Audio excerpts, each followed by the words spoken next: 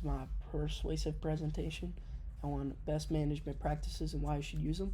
I'm a crop and soil science major. This is my third year, and let's hop right to it.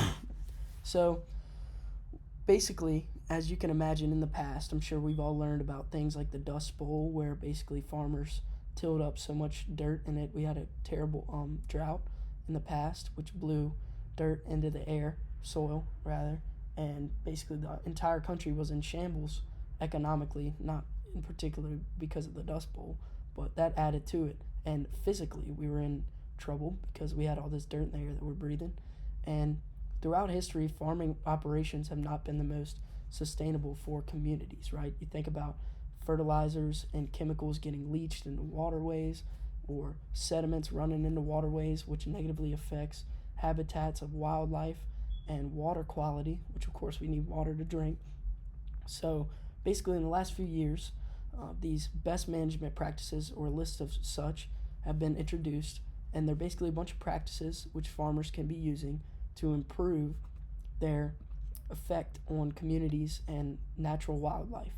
And in this presentation, I want you guys to learn why we should be using them. BMPs, or best management practices, are going to positively affect all of the aspects of a farming production. They're going to do this through maintaining soil health. They're also going to be economically sustainable for farmers, which is incredibly important for farmers. They're also going to promote community health, which is the backbone of farming, because obviously with no people to sell the food to, there ain't going to be a farmer anyway. So like I just mentioned, best management practices are going to be good at maintaining soil health. One big factor of this is zero-till farming, which I'm sure we've all heard of. Basically, it's exactly what it sounds like. It's going to improve crop performance. If you can imagine that, without breaking up that soil and tilling it over, it's going to preserve the microbes that live in the soil, which are going to break down the organic material from the year before, right? And those, when it's broken down or decomposed, the nutrients can then be uptook by the future crops, which it's going to improve yield, which is great for farmers, obviously. Also, it's going to trap CO2 under the soil, which is also going to improve plant yield, as well as it's going to be good for the climate, obviously. You can imagine that. And another practice, which I'm going to talk about, is riparian buffers, which is in the bottom right-hand corner here. What these do is they catch sediment runoff.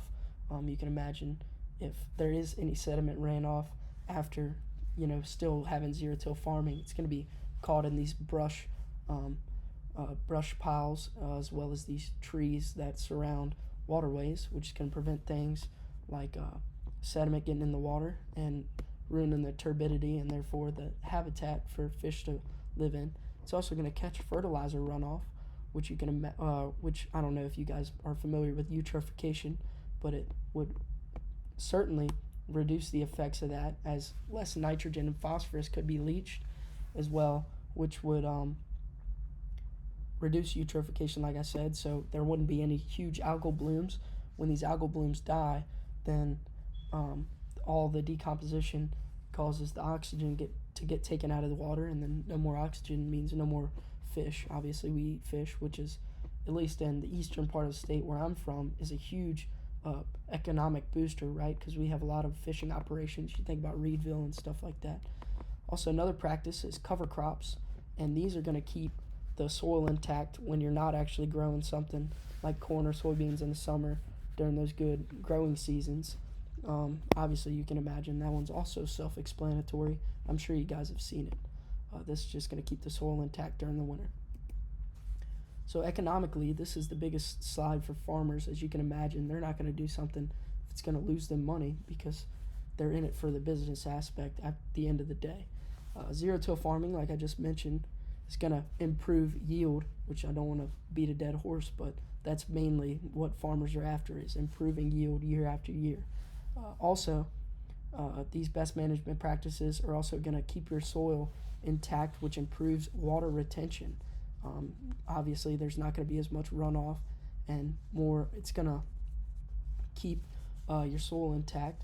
And in some areas of the country, there's also regulations and ordinances set up to fine farmers that are polluting too much, right? There's certain standards that they have to obey.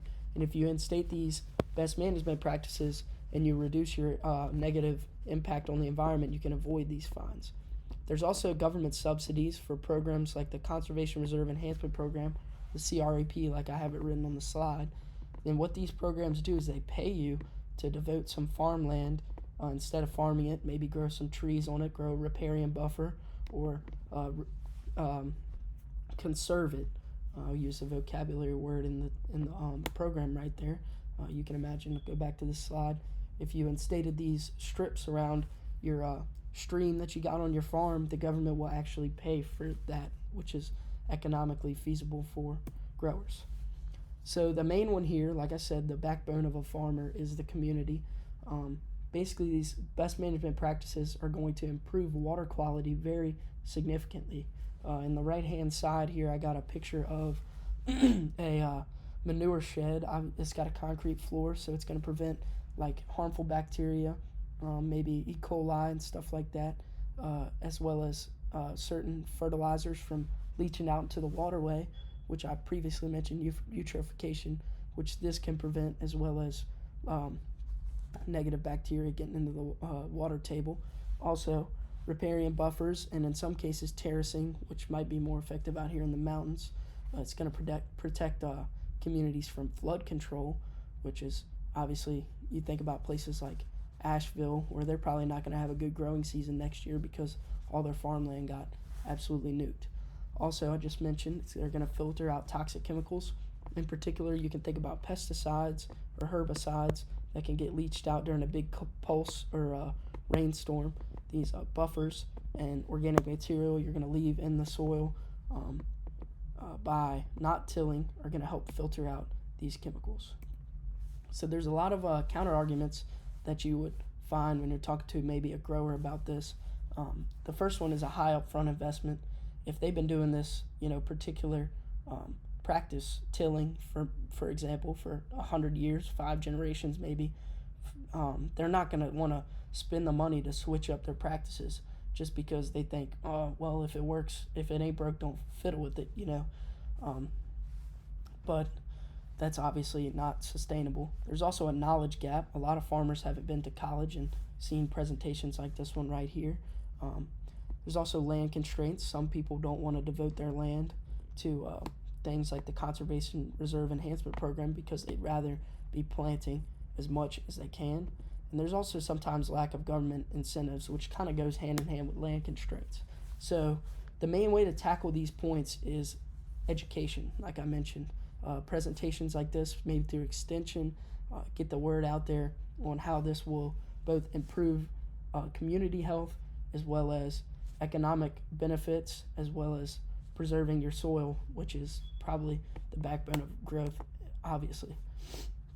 So in conclusion, farmers should be using these best management practices. They basically positively affect every aspect of production. They do this through preserving soil health and preventing soil erosion. They're economically sustainable, which is a huge one for farmers. And they promote the community's health, which is, like I mentioned again, the backbone of everything in farming, because if there's no people to sell your food to, then you're out of business. Here's my references.